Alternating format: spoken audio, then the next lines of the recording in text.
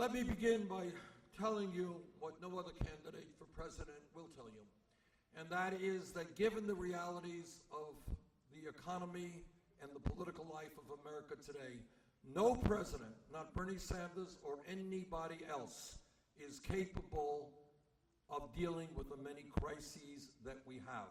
The only way that we transform this country is through a political revolution.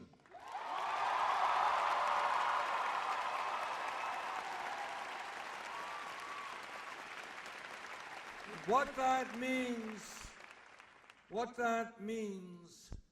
is that millions of people throughout our country, many of whom, by the way, have given up on the political process. They look at Washington, they look at their state capitals, and they do not see efforts there to address the real problems they face. They say, hey, I don't want to get involved in this charade. And young people, many of whom have never been involved in the political process, what we need to do now is to see millions of people jump into the political process and understand that when they stand up and fight back, they are very powerful people.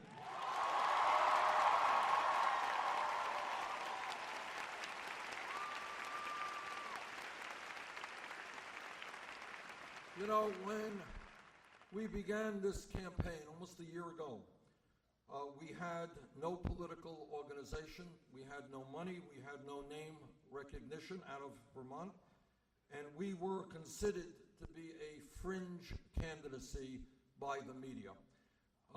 They understood that my hair really looked great, and that I had a GQ look, which made me president, but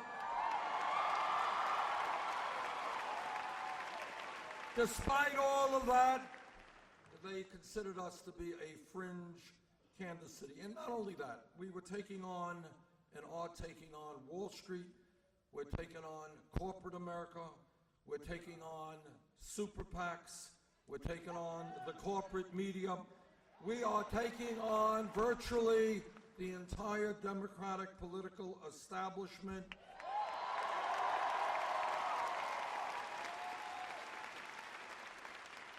And in the Clinton organization, we're taking on the most powerful political organization in the United States, an organization that has elected Bill Clinton twice. Hillary Clinton ran a very strong campaign in 2008. That is what we were taking on. Well, you know what? A year has come and gone. And as of today, we have now won 17 primary and caucus states.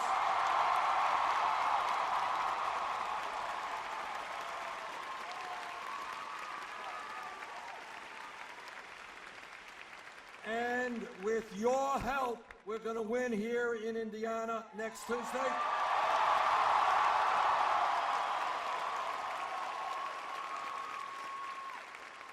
We have now won some 1,350 delegates to the Democratic Convention. When we began this campaign, we were 60 points behind Secretary Clinton. Well, in the last few weeks, several of the national polls actually have us leading or just a few points behind.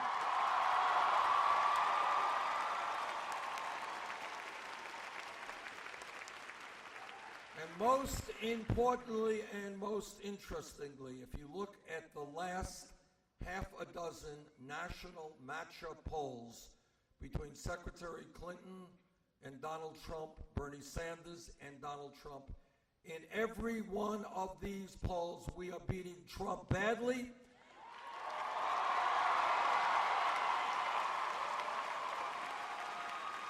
And we are beating him by larger margins in every instance than Secretary Clinton.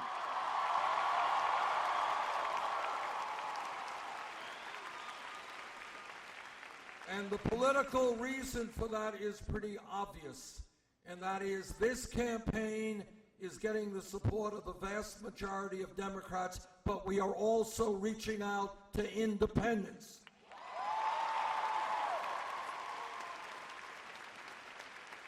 And the truth is that Democrats will only win if we bring in a number of Democrats onto our side, and many of them are prepared to do that.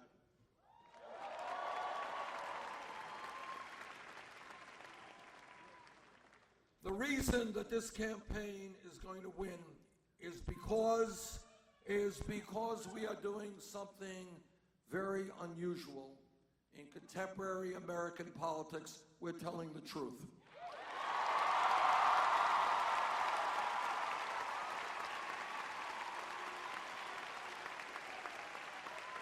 And let me just suggest to you that the truth is not always pleasant. It is not always easy to hear or what we want to hear, not in our personal lives and not in our political lives. But I believe that if we continue to sweep under the rug the most important problems that we face, this country will never, ever be able to go forward.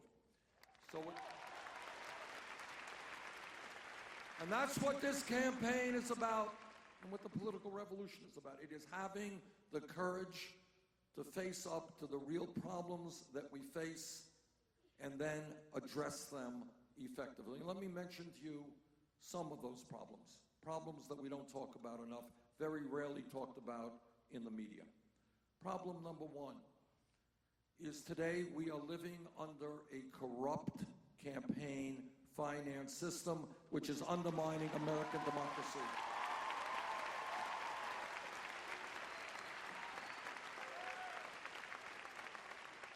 Democracy is not a complicated process. What it means is you have one vote, you got one vote, you got one vote. One person, one vote. That's democracy.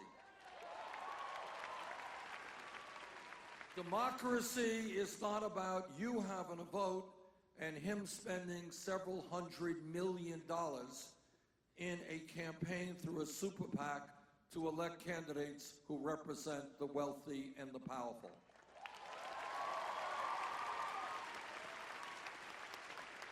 That is not democracy. That is called oligarchy. And one of the great issues that we have got to address is that politically, economically, and in terms of media ownership, we are seeing fewer and fewer wealthy and powerful entities controlling the United States of America. What democracy means to me is that our country has one of the largest voter turnout rates, one of the highest voter turnout rates of any major country on earth, not one of the lowest voter turnout rates. What democracy means is telling Republican governors all over this country that they will not get away with trying to suppress the vote and making it harder for people to vote.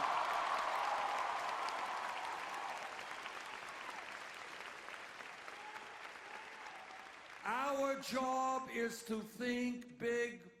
Our job is to think outside of the status quo.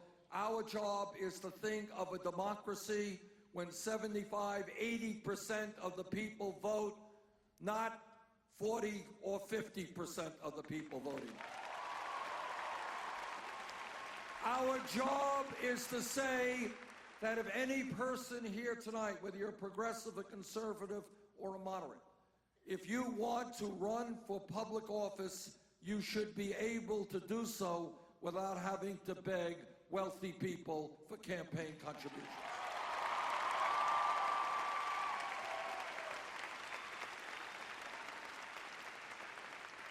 So let me repeat what I have said many times before. If I'm elected president, no nominee of mine to the U.S. Supreme Court will get that nomination unless he or she is crystal clear in telling the American people they will vote to overturn Citizens United.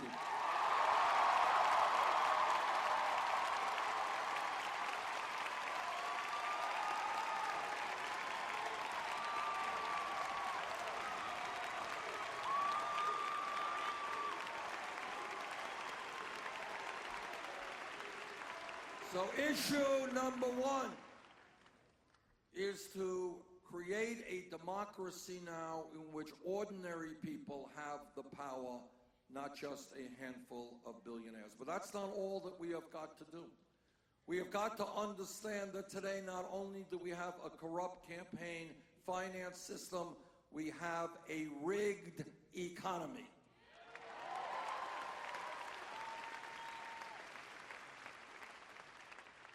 A rigged economy is when the top 1/10 of 1% now owns almost as much wealth as the bottom 90%.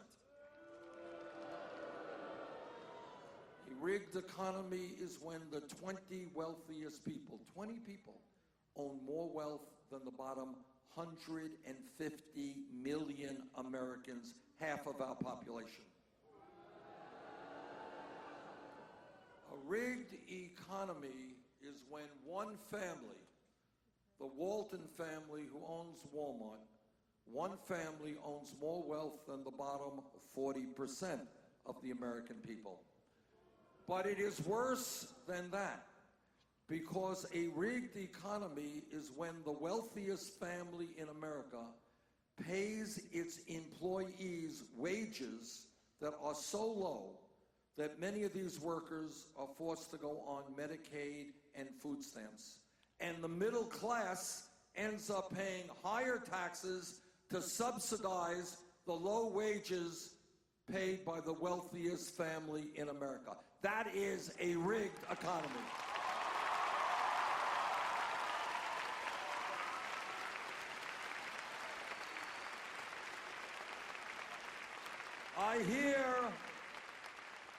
I hear a lot of Republican senators and congresspeople, they go all over the country and they talk about how people are ripping off the welfare system. Well, let me tell you that the major welfare beneficiary in this country is the wealthiest family, the Walton family. And I say to that family, the wealthiest family in America, get off of welfare, pay your workers a living wage.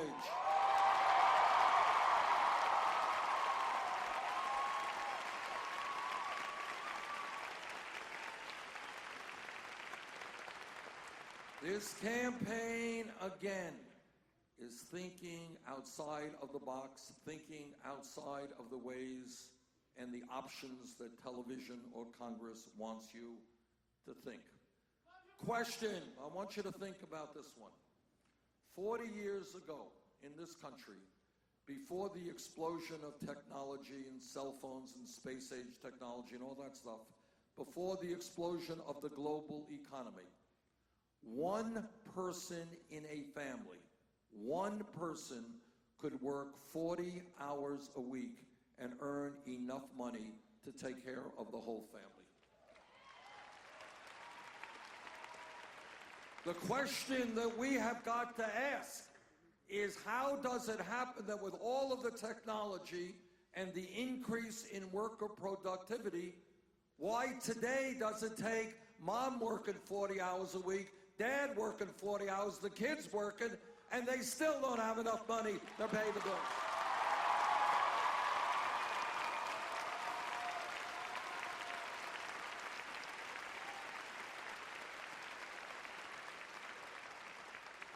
What we have been seeing in this country, again, not talked about terribly much in the media, is that for the last 30, 40 years, we have been seeing the middle class shrinking and shrinking, and almost all new wealth and income going to the people on top. In fact, in the last 25 years, the top 1/10 of 1% has seen a doubling of the percentage of wealth they own. There has been a massive transfer of trillions of dollars from the hands and the pocketbooks of the middle class to the very wealthiest people in this country. Here in the state of Indiana, for example, since 2007, real median income has gone down by more than $4,700. And Indiana is not the only state in our country where that is happening. Are you guys ready for a radical idea? Here is the radical idea. At a time when we have massive levels of income and wealth inequality, at a time when our people work the longest hours of any people in the industrialized world, at a time when we have the highest rate of childhood poverty of almost any major country on earth, together, we are going to create an economy that works for all of us, not just the 1%.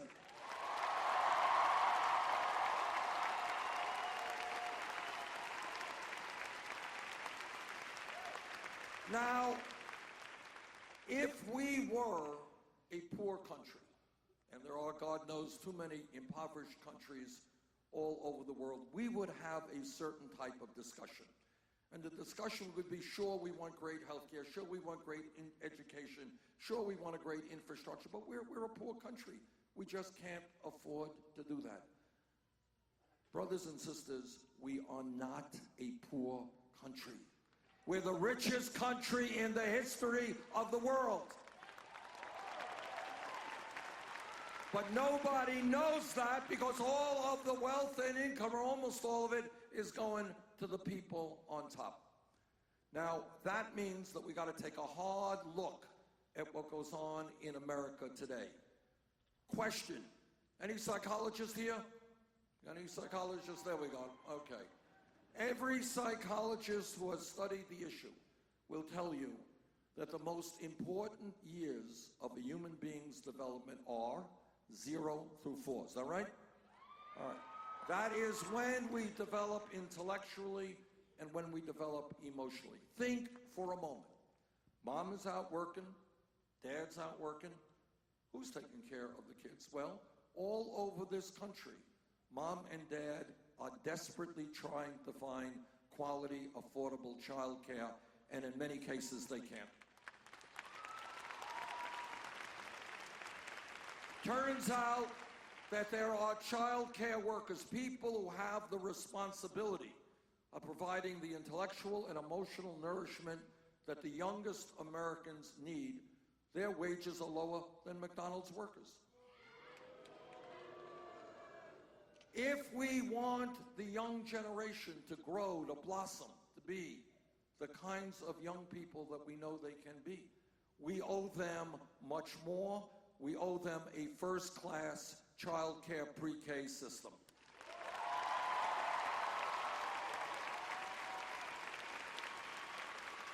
Is that a radical demand to say that our young children, the future of this country, deserve quality child care and their parents deserve the right to know that when they go to work, their kids are well taken care of? I don't think that that is a radical idea.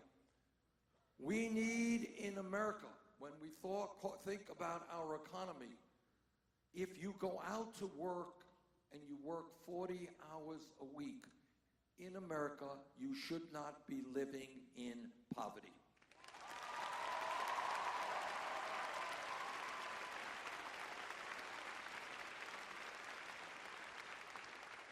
But in America today, and again, this is something you don't see on the media, and the reasons I want you to be thinking about that as well.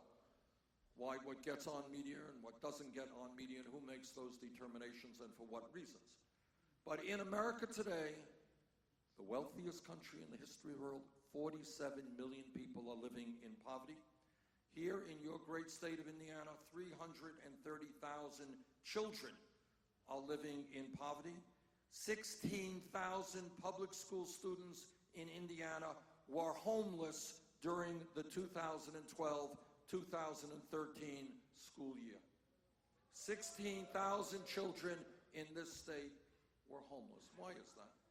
Why do we tolerate that? Why do we accept that? And together, we are going to create an economy which will not accept that.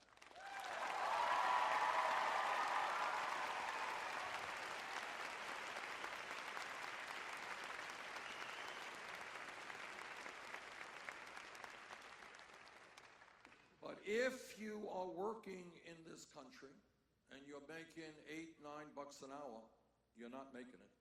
There's nobody can make it on $8 or $9 an hour, and that is why we have got to raise the minimum wage to $15 an hour.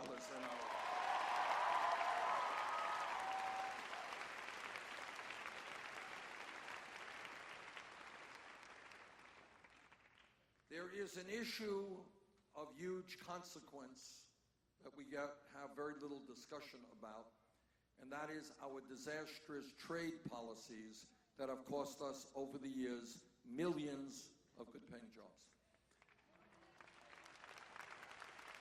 Since 2001, last 15 or so years, in our country, we have lost 60,000 factories and millions of good-paying jobs.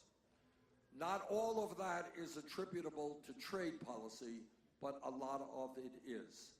Policies like NAFTA and CAFTA and permanent normal trade relations with China were written by corporate America for one reason and one reason alone.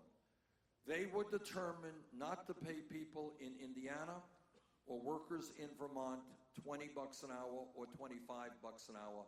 They were determined to shut down plants in this country, move to Mexico, move to China, pay people their pennies an hour, and bring their products back into this country.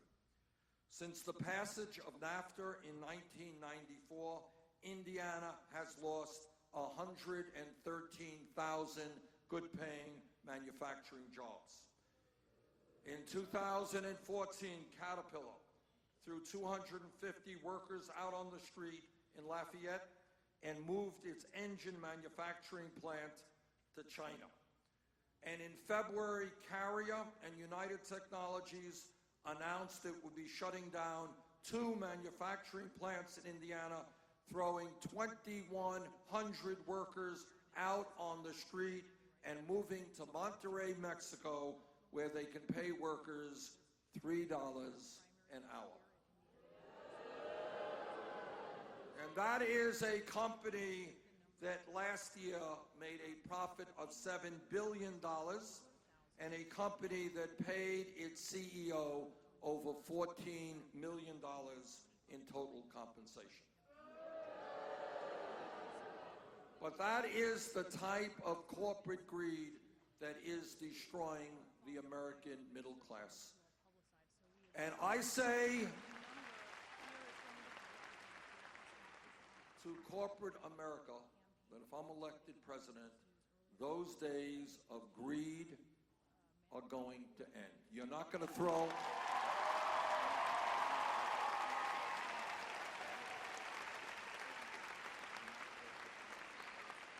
You are not going to throw American workers out on the street and then move to China or to Mexico. When we talk about our economy, we have to talk about the fact that our infrastructure is in a state of collapse. And again, I ask you, how does it happen that in the wealthiest country in the history of the world, our water systems, our wastewater plants, our roads, our bridges, our rail system, airports, levees, and dams are in massive need of repair, and in many cases are crumbling? Let me read you something. Just a recent article. This is what it says. The United States is on the verge of a national crisis that could mean the end of clean, cheap water. Hundreds of cities and towns are at risk of sudden and severe shortages, either because available water is not safe to drink or because there simply isn't enough of it. I was in Flint, Michigan a few months ago, talked to the parents of children who have been poisoned through lead in the water. But it is not just Flint, Michigan, it is hundreds of communities throughout this country. And it's not just our water systems, it is other parts of our infrastructure. And that is why, if I'm elected president, we are going to invest $1 trillion in rebuilding our roads, our water systems, our wastewater plants.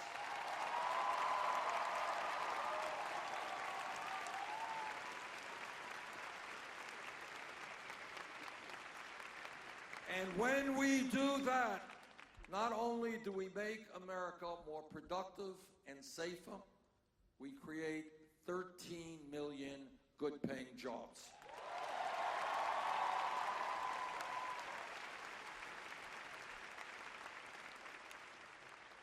This campaign is going to win because we are listening to the American people and not just wealthy campaign contributors. And I come before you with a great deal of pride in telling you that I am the only candidate out there for president who does not have a super PAC, does not want a super PAC.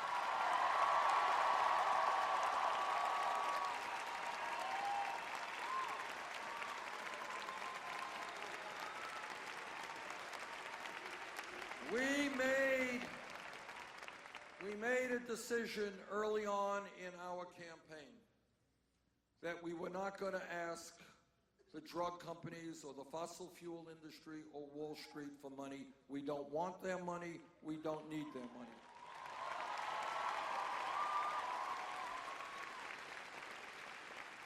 Instead, we did something very unusual. We said to the American people, if you want to support a campaign that is going to support the middle class, that is going to stand up to the big money interests, help us out. And what happened is, over the last 11 and a half months, we have received more than 7 million individual campaign contributions.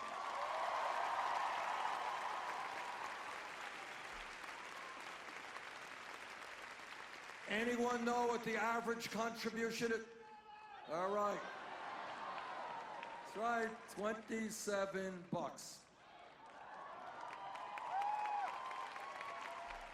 And that in itself is revolutionary, because what we are showing is we can run a winning campaign without being dependent on big money interests.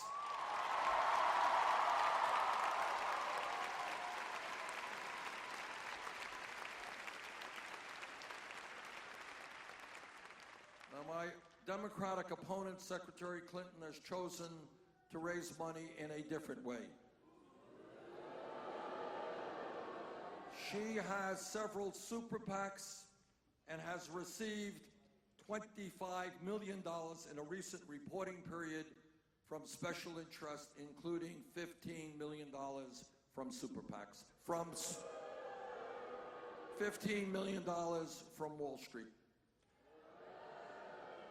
And in addition to that, as some of you may know, she has given speeches on Wall Street for $225,000 a speech.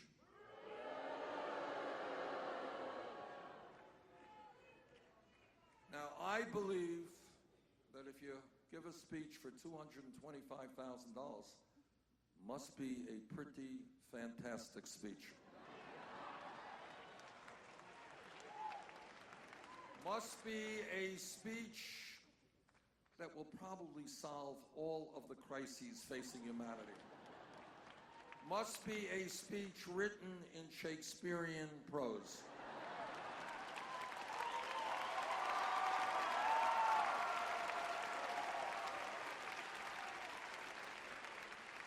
So I kind of think that it would be great for the Secretary to share that speech with all of us so we can learn from it.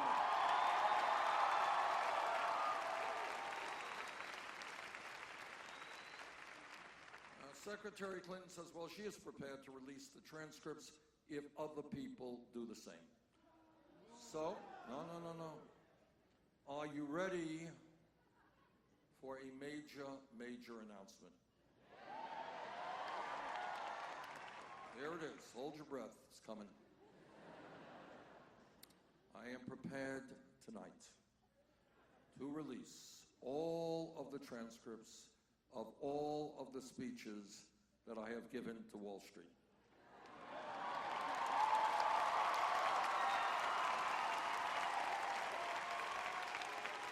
All right, you ready? Here they are. Shh.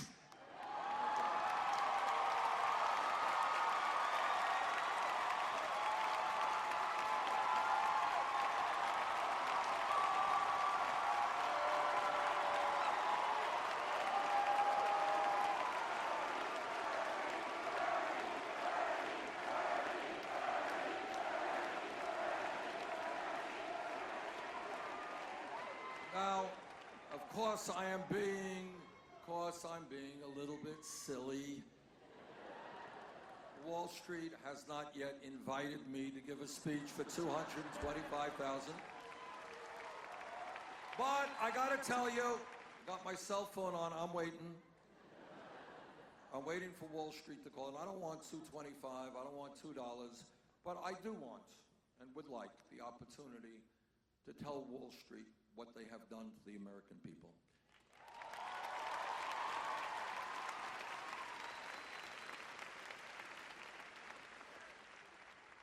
In my view, as a result of the unquestionable greed of Wall Street, as a result of their recklessness and their illegal behavior, this country was plunged, as you all know, into the worst economic downturn since the Great Depression. And as a result of that, millions of our fellow Americans lost their jobs.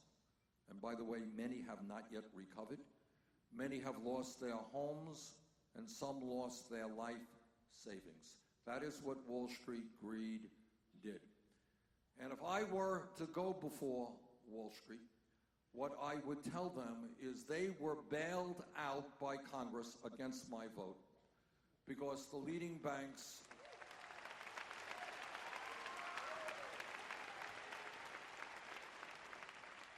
because the major banks were too big to fail. In other words, the perception was that if they were allowed to go down, they would take half of the economy with them. Well, it turns out that today, 3 out of the 4 largest banks in this country are bigger than they were when they were bailed out because they were too big to fail. In my view, when you have a handful of giant financial institutions, and the 6 largest banks in this country issue 2/3 of the credit cards and 1/3 of the mortgages, when you have a small number of people with so much economic and political power, we have got to break them up.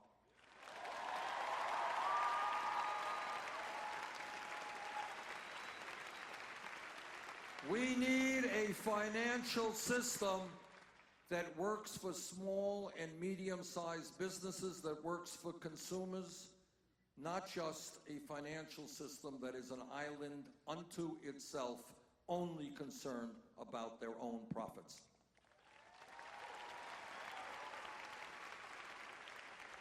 And I want to take a moment to tell you a short story which really will kind of encapsulate everything that is wrong with our economic and political system. Some of you may have noticed that 2 or 3 weeks ago, Goldman Sachs, one of the major financial institutions on Wall Street, reached a settlement with the United States government and paid $5 billion. They reached that settlement because they were guilty of selling worthless packages of subprime mortgage loans. They were lying to investors about what was in those packages. They paid a fine of $5 billion. That's point number one. And you got to think about that for a second.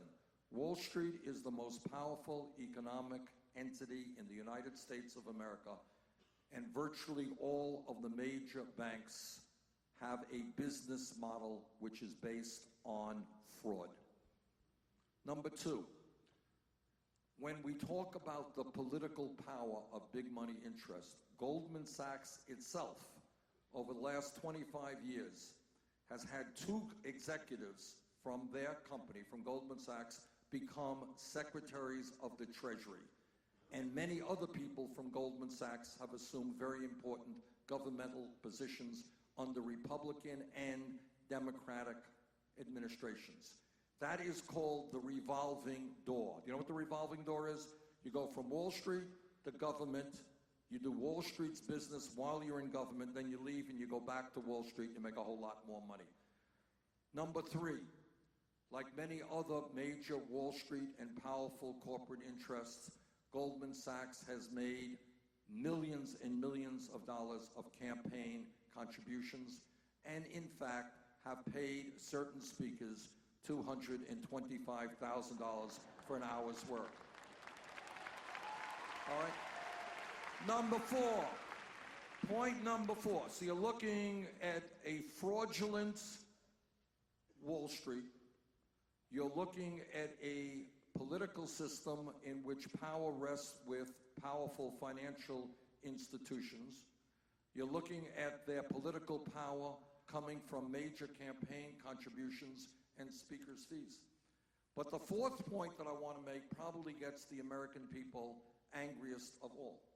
Some kid in Indianapolis tonight gets picked up for possession of marijuana. That kid will have a criminal record for the rest of his life. And that's not a joke. That's not a joke. Because if you have a criminal record and you go in and you're trying to get a job and your employer says, well, tell me about yourself. Ever been arrested? Well, yes, sir, I was arrested. Well, I got somebody else interested in that job. Not an insignificant thing. But I want you to consider this.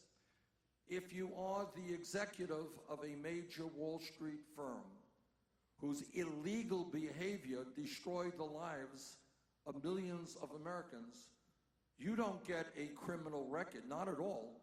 You get an increase in your compensation package. And that is why we need to bring justice back to a broken criminal justice system.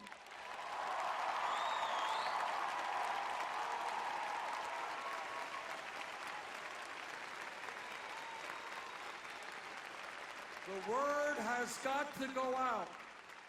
The word has got to go out from one end of this country to the other, that it is not just low-income kids who are going to get criminal records. Even if you are powerful and a billionaire, if you break the law, you are going to pay the price.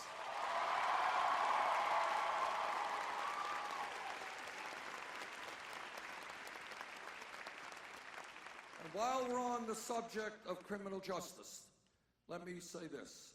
Every person in this room, in this state, in this country, should be embarrassed that we have, in this great country, more people in jail than any other country on earth. We've got to think that one through, because we're talking about a corrupt campaign finance system, a rigged economy, and a broken criminal justice system in which today we are spending $80 billion every year to lock up 2.2 million Americans, disproportionately African American, Latino, and Native Americans. Together, we are going to end that international embarrassment.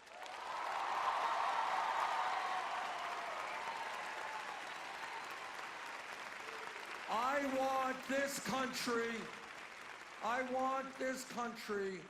not to have more people in jail.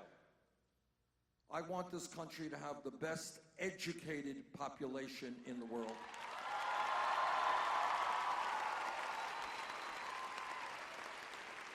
Now, right now, and again, this is an issue, many of these issues I'm talking about you don't see on TV. They're just not talked about, but they are the most important issues. Today, right now, throughout this country, youth unemployment, kids 17 to 20 who graduated high school, kids are white, 33%, unemployed, underemployed. Latino, 36%, African American, 51%.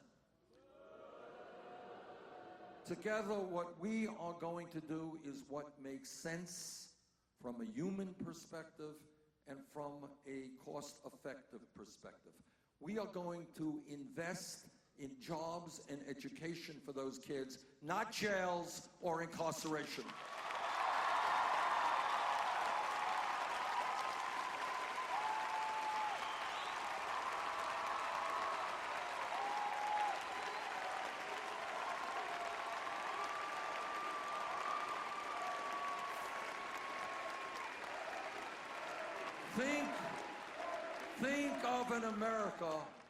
Think of an America not where half of our children, our kids, are hanging out on street corners unemployed or underemployed, but an America where those young people are getting the job training they need to build the affordable housing and the quality schools that their communities deserve.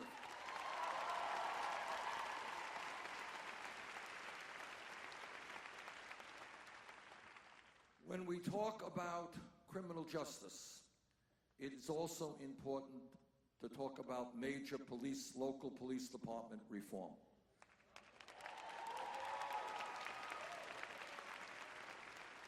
I was a mayor for 8 years in Burlington, Vermont, and I worked very hard with my local police department, and I work hard with police officers and organizations all over the country. Truth is that the overwhelming majority of police officers in this country are honest, hardworking, and doing a very difficult job.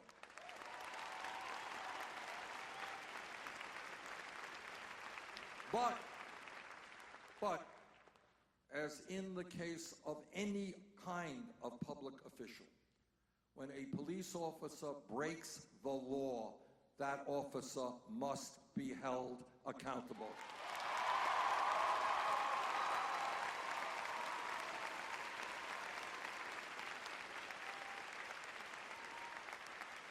We have got to demilitarize our local police departments.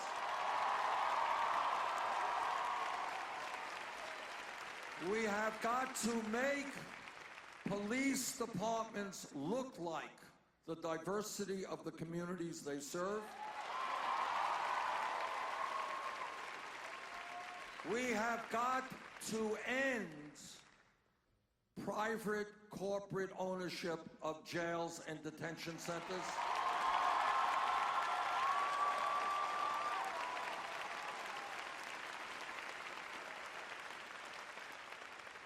It is a very perverse incentive to enable private corporations to make money by jailing fellow Americans. So we're going to end that. And the other thing that we have got to do, and this is a bit controversial, but we have got to take a hard look at the so-called war on drugs.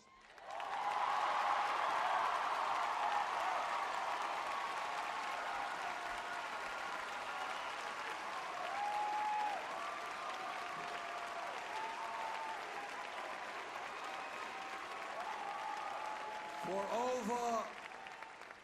over the last 30 years, millions of Americans have received police records for possession of marijuana, and today, under the Federal Controlled Substance Act, marijuana is listed as a Schedule I drug right next to heroin.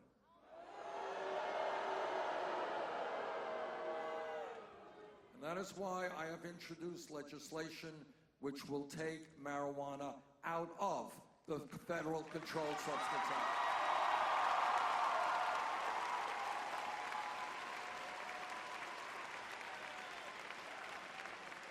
Now, whether or not marijuana becomes legal is a statewide decision. 4 states and D.C. have reached that decision, but possession should not be a federal crime.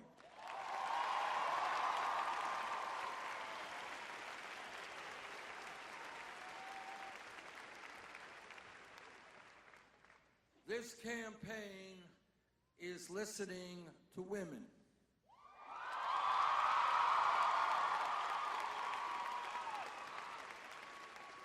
And women are tired of earning 79 cents on the dollar compared to men. Women, appropriately enough, want the whole damn dollar.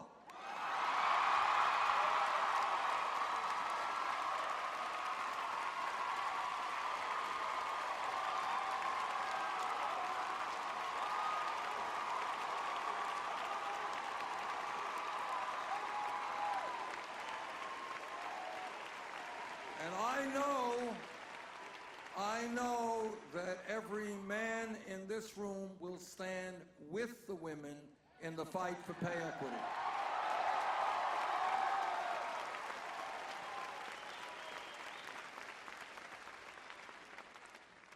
This campaign is listening to young people. And young people are asking me, how does it happen that when they do the right thing, when they do what their parents tell them, what their teachers tell them, when they do what their community tells them, go out and get the best education you can, why are they ending up $30,000, $50,000, $70,000 in debt?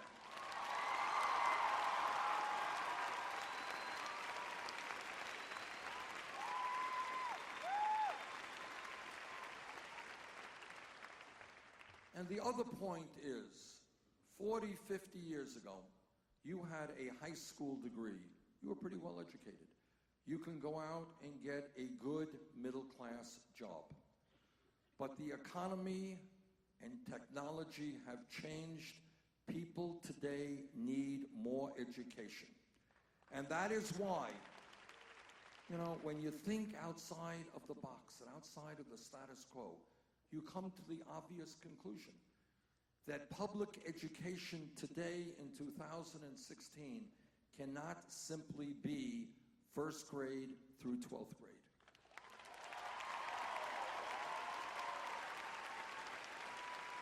That was great 50 years ago, 30 years ago. Today, we need to make public colleges and universities tuition-free.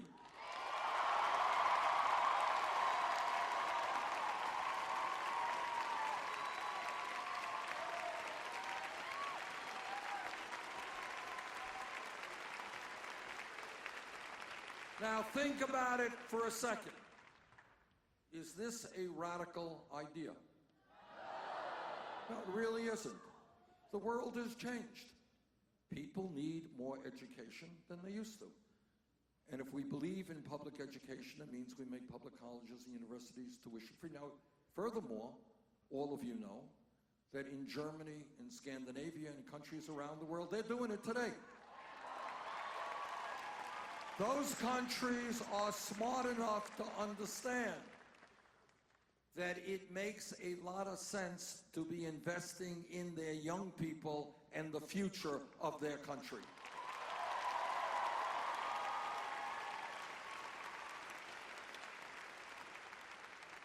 And we also have to deal with the crisis of student debt. And that means that for the millions of people who have that debt, those debts today, we have got to allow them to refinance those loans at the lowest possible interest rates they can find.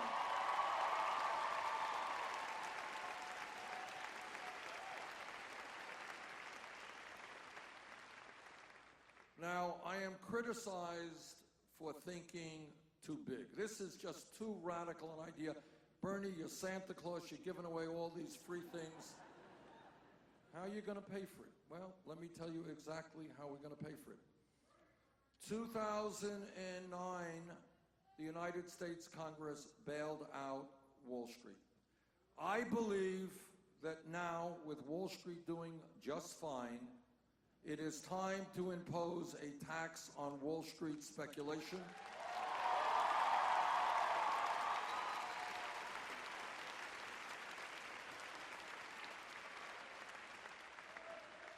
And that will bring in more than enough money to make public colleges and universities tuition-free and substantially lower student debt.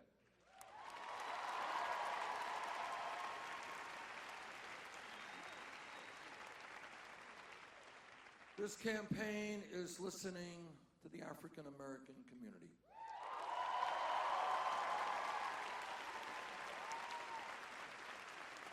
They're asking a very simple and intelligent question, and that is, how does it happen that we have enough money to spend trillions of dollars on a war in Iraq that we never should have gotten into? A war which I vigorously opposed. But how does it happen that we have trillions of dollars for war, but we don't have sufficient funds to rebuild inner cities throughout this country?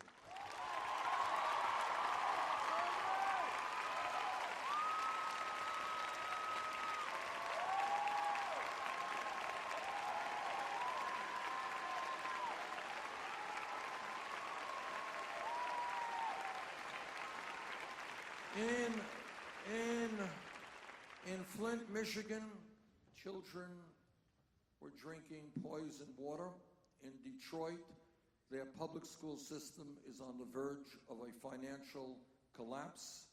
In Baltimore, Maryland, tens of thousands of people are heroin addicts and not getting the treatment that they need. And in inner cities all over this country, kids are living in extreme poverty, in homelessness, and certainly not getting the health care that they need. If this country is capable of investing in the infrastructure of Iraq and Afghanistan, we sure as hell can rebuild inner cities in this country.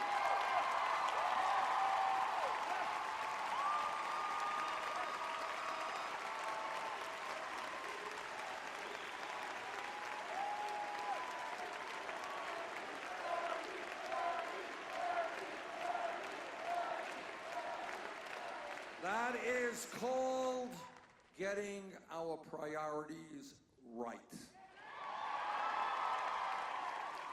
Less money for war, no tax breaks for billionaires, reinvesting in inner cities in America. This country is listening to the Latino community.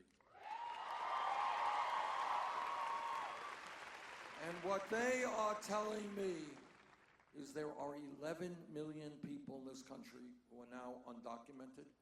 Many of them are being exploited every single day by their employers because when you do not have legal status, your employer can cheat you and you have no recourse. And that is why I believe that we need comprehensive immigration reform and a path towards citizenship.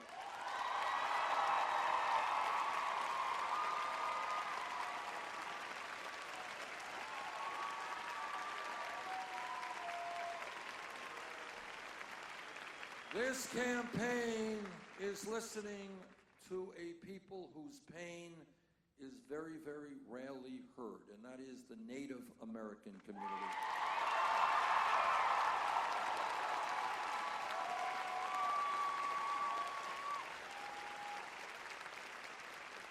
Anyone who has studied American history knows that from before the time we were a country, when the first settlers came here, the Native American people were lied to, they were cheated, and many of the treaties they negotiated and signed were broken.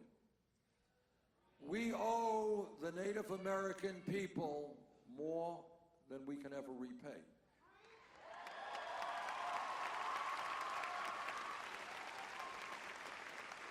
Among so many other things, more than anyone else, they have taught us that we, as human beings, are part of nature, that we have got to live with nature.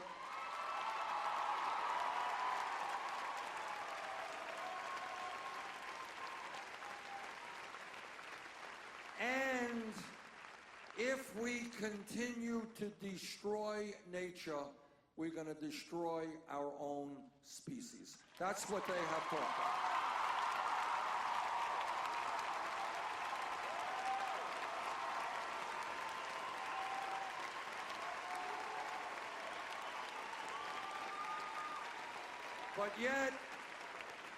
But yet, despite the enormous contributions they have made to our country on reservations throughout this country and in Native American communities, unemployment and poverty are sky high.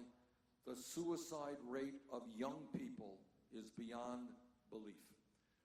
If elected president, we will change our relationship to the Native American people of this country.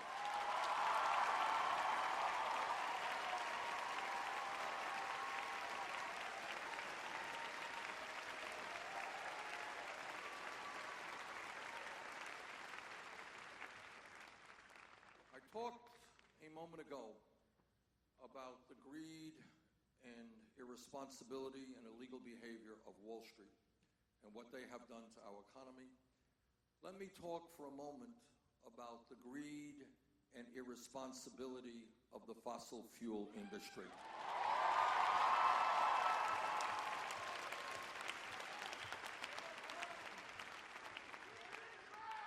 I am a member of the U.S. Senate Committee on the Environment. And in that capacity, I've had the privilege of talking to some of the great scientists in our country and around the world.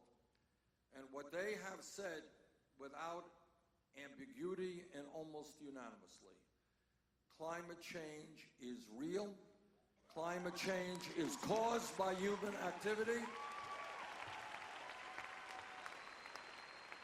and climate change already is causing devastating problems in this country and throughout the world.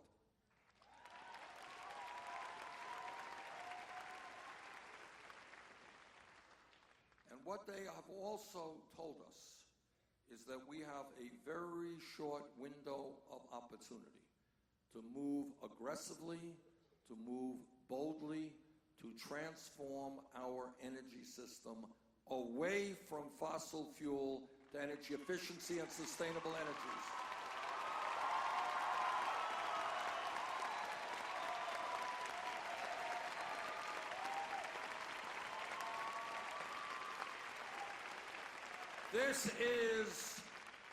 This is no small thing.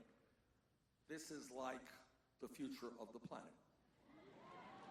And we have, as custodians of this earth, we have a moral responsibility to work with China, Russia, India, countries all over the world, in telling the fossil fuel industry that their short-term profits are not more important than the future of this planet.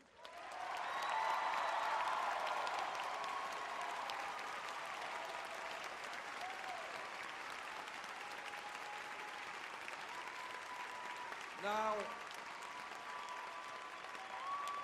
let me just connect a few dots here and tell you again something that the media, for obvious reasons, does not talk about. And that is, how does it happen that we have a major political party, a party that controls the U.S. Senate today and the U.S. House, and yet not more than a handful of Republicans in Congress are prepared to tell you and the American people what virtually the entire scientific community has concluded, and that is that climate change is real and threatening the planet. Now, why does this happen? How does it happen? Is it because Republicans are dummies? The answer is no. I know you're going to say yes. It's no. No. I've been on committees with Republicans. We talk about health care and Alzheimer's and diabetes, and they ask very sensible questions. The answer here ties into a corrupt campaign finance system. Because the day that a Republican comes here at IU and says, you know what, I've talked to the scientists, I've read the literature, this climate change is serious, we've got to do something about it. On that day, the Koch brothers and the other people in the fossil fuel industry cut their campaign funds. And that is why we have got to tell the Republican Party, listen to the scientists, not your campaign contributors.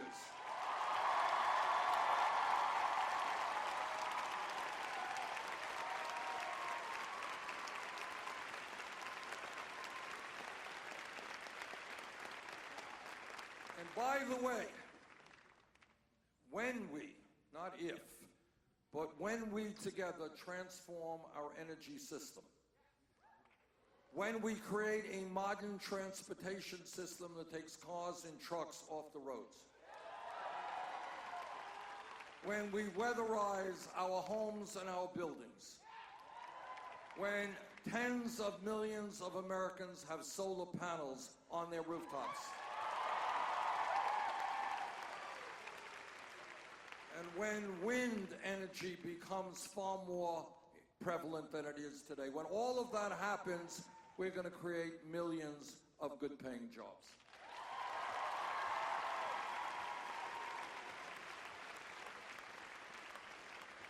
And one of the differences between Secretary Clinton and myself is that I believe this crisis of climate change is so significant, is so threatening to our planet, that we have got to act boldly. That is why I have introduced the most comprehensive climate change legislation in the history of the Congress, which includes a tax on carbon.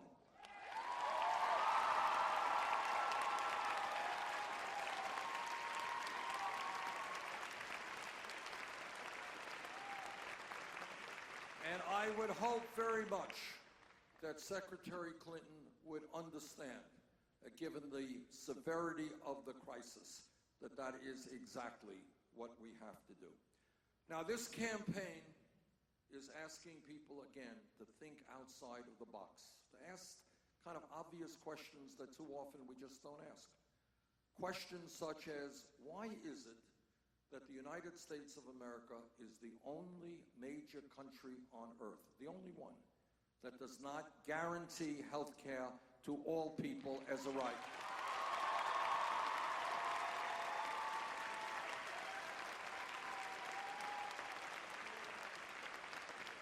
Go to the United Kingdom, health care for all. Go to France, health care for all. Germany, Holland, Scandinavia, health care for all. Go to Canada, 50 miles away from where I live, health care for all. We are the only country. And the reason, again, gets back to money and politics. Everybody, the vast majority of the American people, understand that from a moral perspective, when a poor person or a working class person gets sick, that person should be entitled to the same type of health care as a wealthy person with good health insurance.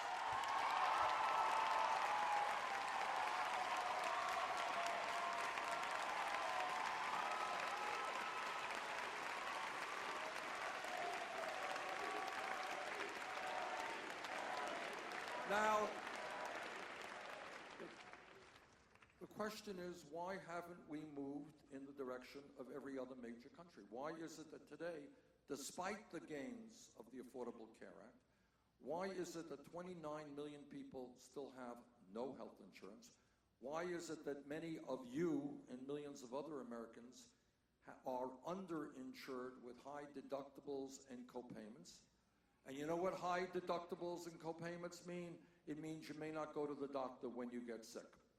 And you know what that means? That thousands of people in this country die every year because they go to the doctor too late.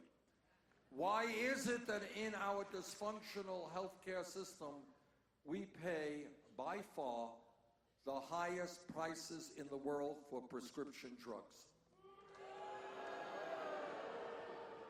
You want to hear crazy? Crazy is 1 out of 5 Americans going to their doctor, getting a prescription, and not being able to afford to fill that prescription. Crazy is senior citizens in Indiana cutting their pills in half because they don't have the money to buy the medicine they need.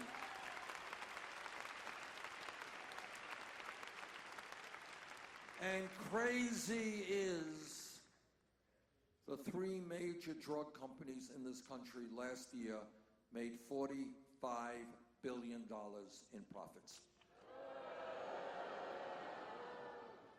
Crazy is that despite all of these issues that we have, we end up spending far, far more per capita on health care than do the people of any other nation. We spend almost 3 times more than the British, 50% more than the French, far more than the Canadians. In my view, the time is now for us to join the rest of the industrialized world, guarantee health care to all people as a right,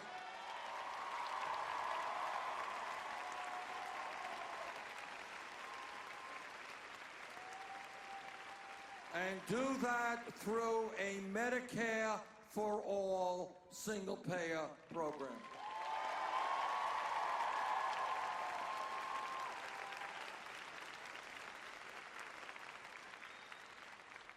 Now, my good friend Donald Trump Not, just kidding, not my good friend.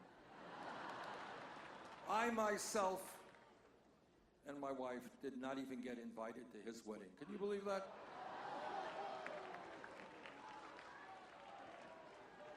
Some people did, but we didn't. All right. And there is a lot of concern that Donald Trump might become president of the United States.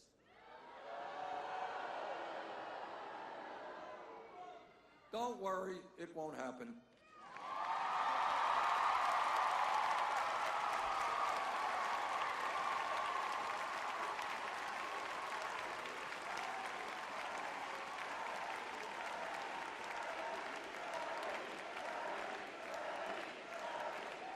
It won't happen for a lot of reasons. I was just looking, before I came here, at some polling. The last half dozen polls taken in April of this year, every one of them had us far, far, far ahead of Donald Trump. And I mean far ahead, like 15 or 20 points.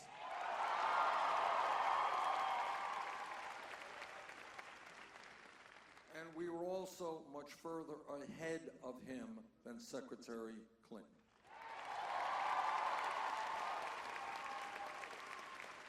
Donald Trump will not become president of the United States because he believes that when we have a minimum wage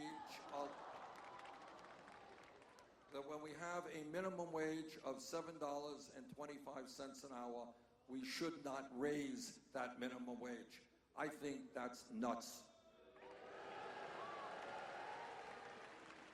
The American people want a minimum wage of $15 an hour, not keeping the minimum wage at $7.25. American people are not going to vote for Donald Trump for president because he thinks that climate change is a hoax. Now listen to this. This is pretty amazing. That Republicans think it's a hoax is sad but not surprising. But he has his own particular angle on this. He thinks it's a hoax created by the Chinese, which was very confusing to me. I thought he would have thought it was a hoax created by Muslims or Mexicans.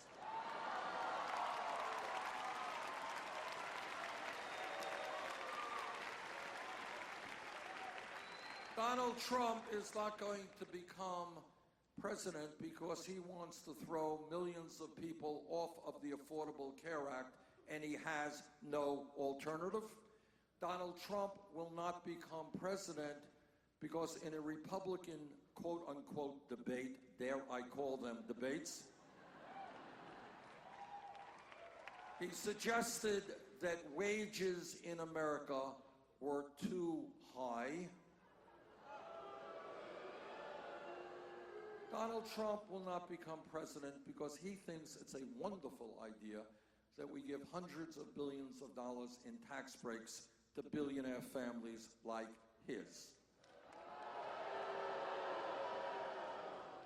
But I'll tell you why else Donald Trump will not become president. Because the American people will not be voting for a candidate to become president who every single day is insulting Mexicans and Latinos,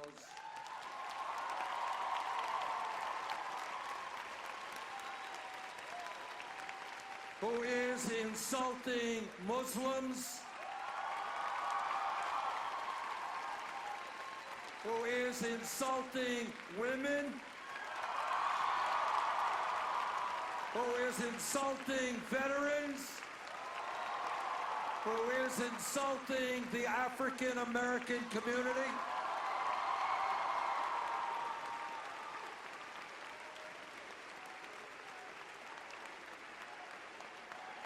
Now,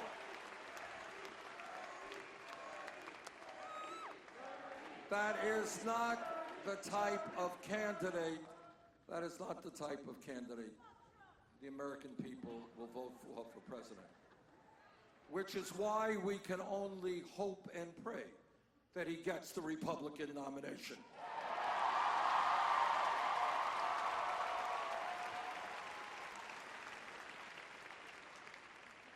But on a deeper level, the American people understand that what makes this country great is our diversity.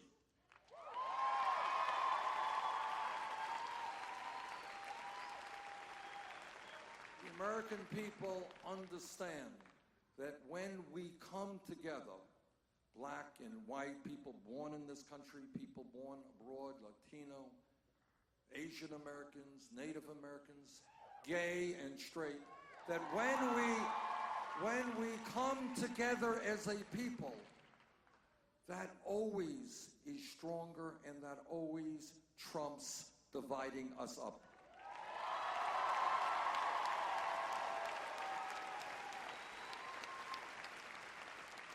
The American people understand that no person in this world, in this country, survives alone. That in one way or another we are dependent on each other and that we need to support each other. That we are great. That we are great when your family is in trouble. My family is there for you. When my family is in trouble, you are there for us.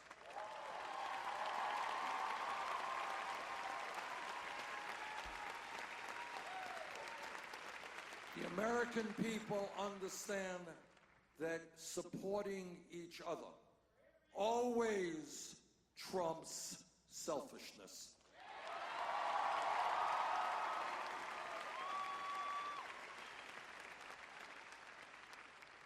And perhaps most importantly, in a very troubled and violent world, the American people understand what every major religion on earth, whether it's Christianity, Judaism, Islam, Buddhism, whatever the religion may be, the American people understand in the depths of their souls that love always trumps hatred.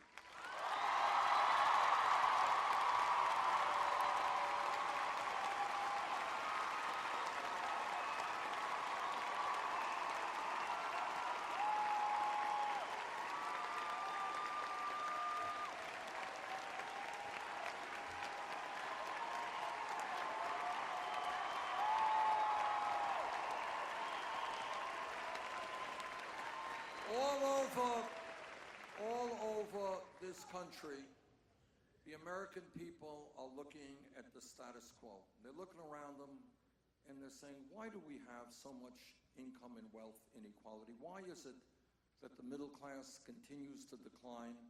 Why is it that youth unemployment is 30, 40, 50%? Why is it that we have a dysfunctional child care system? Why is our infrastructure collapsing in front of us? Why is it that women are making 79 cents on the dollar? Why is it that kids are leaving school $30, $40, $50,000 in debt? Why aren't we doing more to transform our energy system and combat climate change? Why is it that we are the only major country on earth that doesn't guarantee paid family and medical leave or health care for all of our people? Now, some people, including my Democratic opponents, say Bernie is thinking too big. You got to be more incremental. You got to think smaller. You can't really address those issues. And I strongly disagree, because I believe that the lesson of history, whether it is the fight to end worker exploitation, whether it's the civil rights movement, whether it is the women's movement, whether it is the gay movement, no matter what those movements are, what they always tell us is that real change in America never comes from the top on down, always from the bottom on up.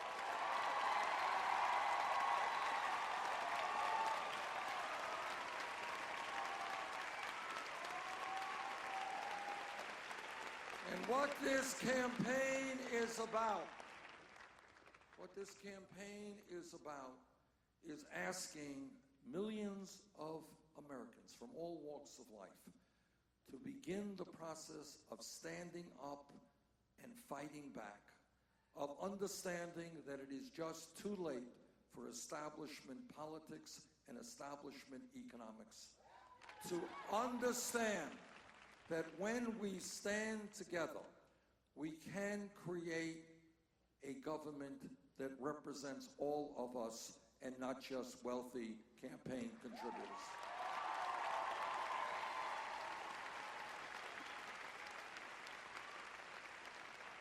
On Tuesday, there is going to be a very, very important Democratic primary here in the state of Indiana.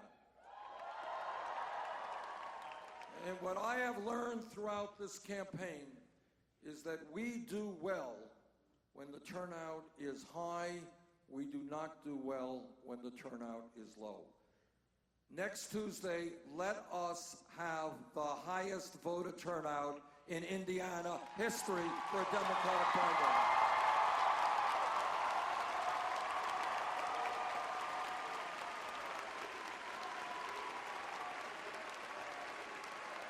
And let the great state of Indiana join the 17 other states